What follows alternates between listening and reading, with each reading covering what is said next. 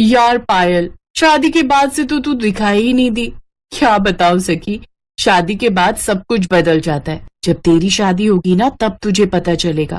पायल, तू तो मुझे डरा रही है। तू तो ऐसे डर रही है जैसे तेरी शादी होने वाली हो। वैसे तू भी अब शादी कर ही ले। पायल, मेरी शादी फिक्स हो गई है। मैं तुझे शादी का कार्ड देने ही आई थी। तू है कि कब से बकर बकर बकर बकर किए जा रही है। क्या बात है सखी, मैनी कॉन्ग्रेचुलेशंस। लेकिन मैं तुझे एक टिप देना चाहूंगी, अपनी सास से हमेशा बचकर रहना। अगर तू जरा भी कमजोर पड़ी ना तो दिन भर तुझ पर हुक्म चलाएगी। वो सब मैंने पहले ही सोच लिया है पायल। तू तो जानती है हमारे परिवार में हर कदम पर नेक दिए जाते हैं बहू को। वो मुझे सोना चांदी पैसे गिफ्ट ये सब तो देंगी ही, पर साथ ही साथ नेक में मैं उनसे ये वचन मांग लूंगी कि वो कभी मुझ पर हुक्म ना चलाए। शादी के पहले मैं भी ऐसे ही बड़े बड़े ख्वाब देखा करती थी, पर ये जो सास होती है ना ये बड़ी कंजूस होती हैं। इतने में वहाँ पर पायल की सास आ गई। तुम बहुओं को और कोई काम नहीं है क्या? बचपन की सहेली आ गई और सास की बुराई चालू। तू भूल गई पायल, मैंने नेग में तुझे सोने का हार दिया था। अरे वाह आंटी, पायल तू अपनी सास की फालतू में बुराई कर रही है। वो तो बेचारी कितनी अच्छी है। हाँ, लेकिन वो सोने का हार मेरे पास सिर्फ एक दिन ही रहा। उसके बाद से वो हार सासू माँ ने अपनी तिजोरी में ही रखा हुआ है। सखी बेटा, तू ही बता, सोने का हार कितना महंगा होता है। अगर धोखे से कहीं इधर उधर हो गया तो।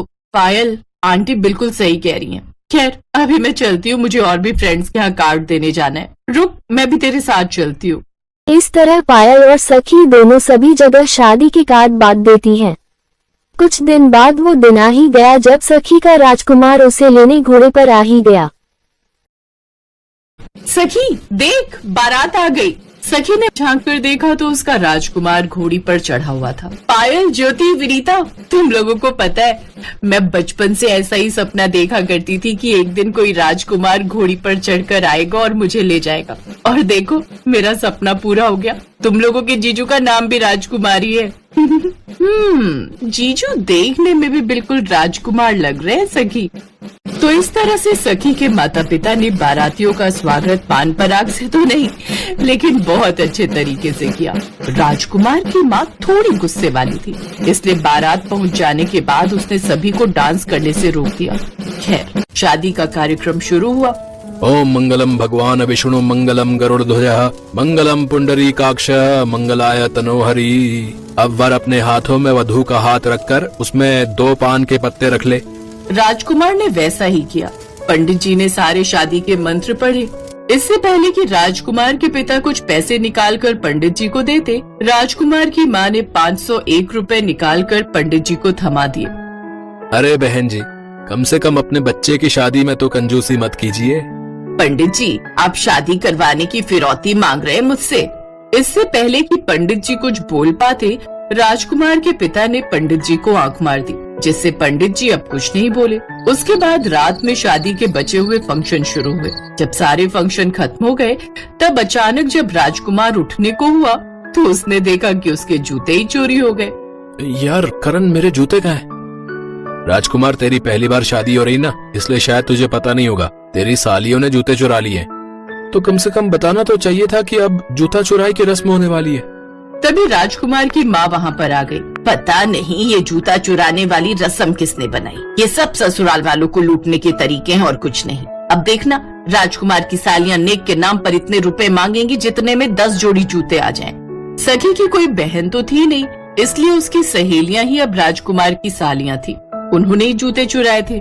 उसकी सालियाँ भी वहाँ पर आ गई और अपना नेक मांगने लगी। क्या बात है जीजू, किस बात पर बहस हो रही है? अब आप हमारी सखी को तभी यहाँ से ले जा पाएंगे जब आपको जूते मिल जाएंगे, और जूते आपको तभी मिलेंगे जब आप 11,000 रुपए हमें नेक देंगे।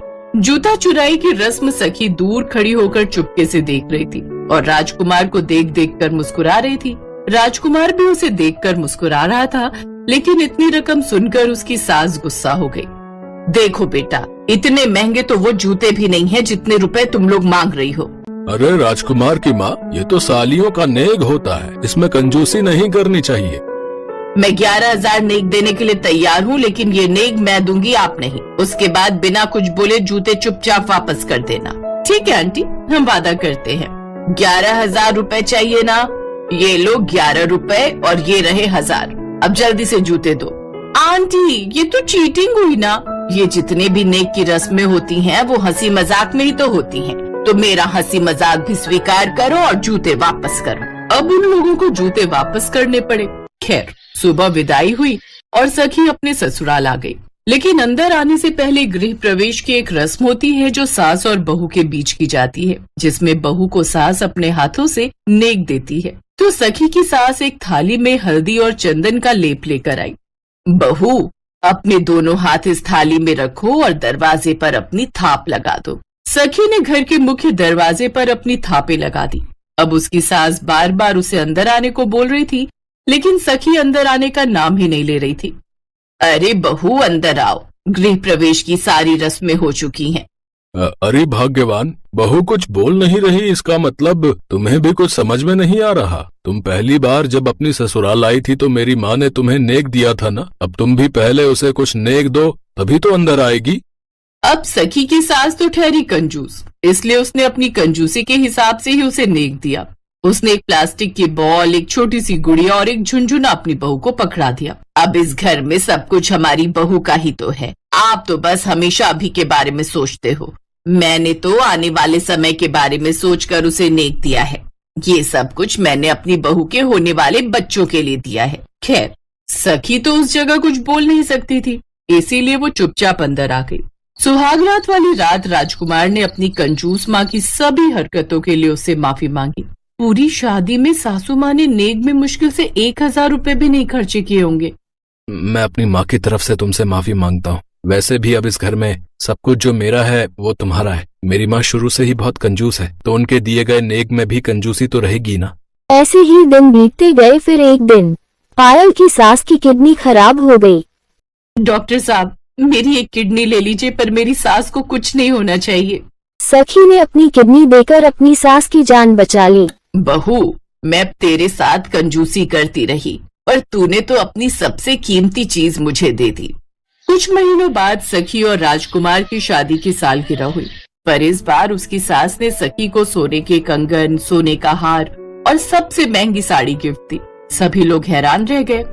मैं सिर्फ अपनी प्यारी बहू के लिए सुधरी हूँ, आप सभी के लिए तो मैं आज भी कंजूसी हूँ। सभी लोग जोर जोर से हंसने लगे और खुशी खुशी अपनी जिंदगी जीने लगे।